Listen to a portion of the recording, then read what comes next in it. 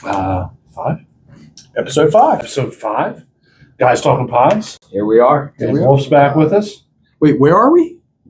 Headquarters, international headquarters of M Shop 360 and Weimar, Philadelphia. Weimar, Philadelphia. We got the elusive Wolf brother, Phil Wolf. He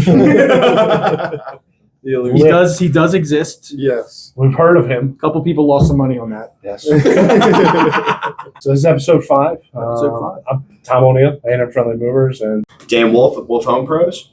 Phil Wolf. And Pat Nicole, M Shop 360. So we really wanted to meet with you guys because it gives us a unique opportunity to be ahead of what some really big things coming. And I think you flash forward 5-10 years, there's going to be a whole good stigma around Wolf Home Pros and what they've done in the market here. Almost like as if you could have been, we talked about it, if you were in that dorm room with Zuckerberg talking about this Facebook that was coming around, or in the garage with Wozniak and Steve Jobs in the 80s. It'd be kind of cool to have a good look early on. what were the 80s like that? It was a lot of hair. Aquanet. Everybody? And nobody cared about carbs.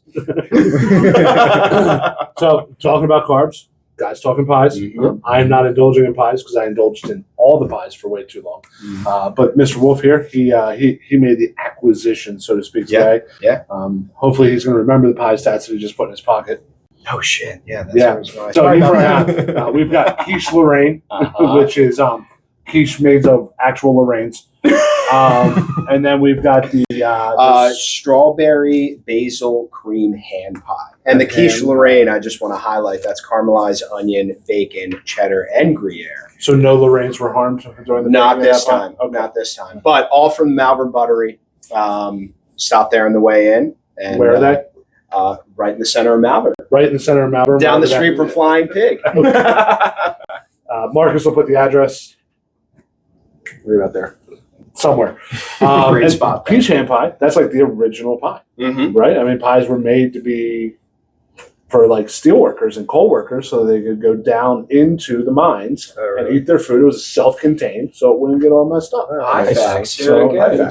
just It's in walked the in. name, so we really need to. I walked in and I saw pie on the label and I said, that fits. it does. Here we are today. It fits. Probably a pie. And the other part, Talking. the guys. Yeah. Yes. Oh, Talking. yeah. Yes. Guys, individuals. Because we've had gals as well. We have. We've had a They've gal. upgraded our Yes. whole platform. Well, that's because we are PC, from the time that we hit start till finish.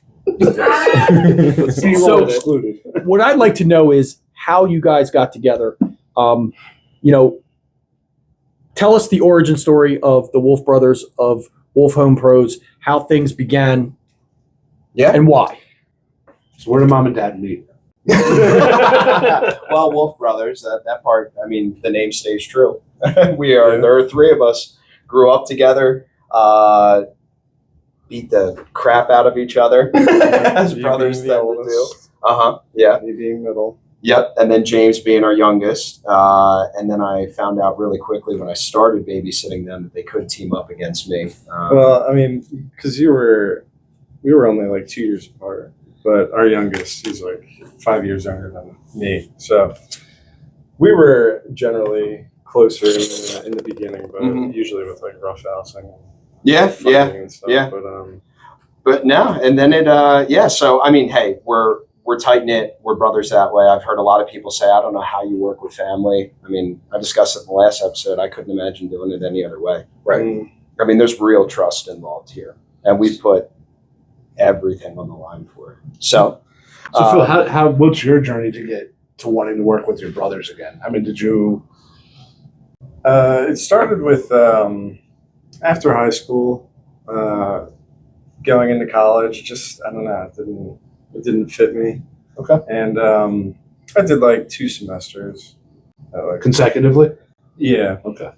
And I don't know. It was just society just had a way of telling you how to do things, and I wasn't about that. And so I was looking at different ways to make money essentially, and came to Dan about it, and then talked to him about potentially doing something. I don't know, some sort of business, and we ended up getting into what was called Punch Out, which is essentially going to new houses, and as they're building it, we come in and we finish up any of the loose ends. Okay. And that's kind of where it started with NVM. So you were right out of 2 failed semesters. Well, maybe not failed semesters, Yeah. but adequate semesters. And then you're right into entrepreneurship. Pretty much. You didn't toil away behind the bar for years on end. Didn't have, I wasn't old enough to really. I guess old enough. And the real truth comes out, Pat. He's been taking credit for this for years. Phil's the brainchild. But he had the connections right off the bat. But it sounded like it was your idea. I guess in a sense. Right. Well, I've always said he's the smartest brother because he spent 2 semesters, figured out it wasn't for him. It only took me 7 years, and I wanted that. So, whoops. So from Punch List, you guys, it grew from there, though, right? I mean, as we like to say around here, that escalated quickly. Yeah, most certainly. Working in new construction back in the day to figuring out you can work for the homeowners moving into those new homes that were just constructed, and they had their punch lists and things they wanted to do. That grew as the referrals grew. Trust was built, and projects just got bigger and bigger. I always said I was out there finding the work, and Philip had to be on the back end figuring out how to do it. Essentially. Setting your first tile shower pan, hanging a new TV stand that we had. Yeah, because no one, when it comes to something like a bathroom, there's no specialty for installing a bathroom. Okay. So. I believe you. I got no. There's really no one there to. I guess because it brings in all trades, like a bathroom. You have your plumber, electrical, all that stuff, and so you pretty much had to learn how to do it yourself, essentially. And So you guys didn't grow up around the trades. No, we grew up the farm life there in Marshallton, figuring out how to fix stuff. But we've always been problem solvers. Okay. I think that's the key trait. Whatever the problem may be, broken toy, broken computer in your instance, Broken spirit. yes, a lot of those, and just figuring out a way to fix that, whether that's through just hands-on or maybe through relationships built along the way. Okay. And here we are. So successful businesses, I believe, and everybody hopefully will agree, have 2 major components: people and process. So people is a no-brainer. They're relatives. You can count on them. Yes. They're going to go to bat for you. They know they're going to be the last rat off the ship. Yep. God forbid. But process. I think we talked a few years ago, and then we talked again, and you had said, I think we've nailed down the process. Yeah. And that's going to transform our business. This is what I got. Tell us about the processes that you guys have implemented in your business. The processes are the hardest thing. There's, especially in our field, there's thousands of hours of audiobooks and pages out there on how to craft maybe an HVAC business, electrical, plumbing. Handyman's different. You're going into every single job with different outcomes and expectations from the customers, but also different ways to get there as well. So the process was really, it was trial and error. It has been trial and error for 8 years, figuring out the system that works. Do we implement a CRM system to organize the guys? Bringing the guys on W-2 and what that entails. Every little one of these strands just opens up, another part of the web. Yeah. So then you're, again, backing that with all the relationships and, okay, do I have a good insurance guy? Do I have someone that's fit for payroll? Do I have mentors in the game to say, hey, what's the next step? But every single one of those just kind of advances the system as it goes along. It's different for every company, obviously. And it's just a learning process. Trying to connect all the dots. Yeah. It's by no means perfect, but I think the biggest thing for us was intake. How to manage that properly. For the longest time, it was just leads? it was just my cell phone out there to the masses. Okay. So you guys started phone, yellow legal pad. Like Oh, yeah, a lot of people. or the Yeah, notepad app that looks like a schizo's in my case on the phone there. Yeah. I mean, it is like it's all of those little steps. But then we figured out, okay, look, I didn't have the bandwidth to control all that. And you're trying to relinquish those pieces. I mean, I trusted Phil out in the field all day, but then you get to the point where you're bringing on employees as well. He's got to watch them, help teach them as well. So just all these steps. Yeah, there's definitely some like gray areas where it's like you're trying to like fit a specific role, but you still have to like do other things that are like outside of that role, which kind of like muddies the waters. But Yeah, we meet about it, almost once a week with management that way. It's the three brothers and our office manager, Keith, going over, hey, for instance, I can't handle vehicle insurance anymore. Who can we push that to so I can get more leads out, more quotes out? Philip can spend more time on the job, whatever it may be, coaching the guys. I mean, but you have to have these conversations. You have to have this open dialect about it. And I'm just really happy that we have that at the top. And that really does go to the top now. Yeah. But yeah, it's a weird process trying to figure out those systems. So back up just a hair. Sure. And if I'm a consumer and I don't know what you do, explain to me how you've taken the handyman category and made it much more simple, much more direct for a consumer to say, yes, I need that. Yep. It's bringing professionalism to the one trade that never had it. Communication, a website with an intake form that links right to our office. So then our office manager can immediately contact them for scheduling and assessments. It's knowing pricing. That was a huge, that took years to figure out. It's like I said, all those little steps along the way, I mean, it adds to whatever the overhead of the company. and it's always changing. Yes. Pricing. But yeah, it's bringing that sense of professionalism to this. I mean, I've always said, handyman, there's a love-hate out there for handyman. You trust that guy to come into your home and fix those little problems that are bothering you because he's got the skills to do so.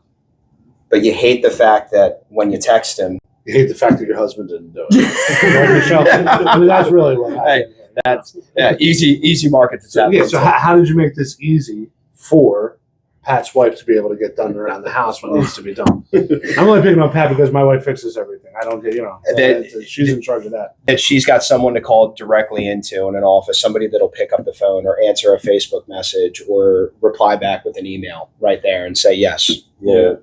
So not after the Eagles game, not after the Phillies game. You guys are out there. Every day. So you get requests for specific times to be in the home sometimes? Yes, we do.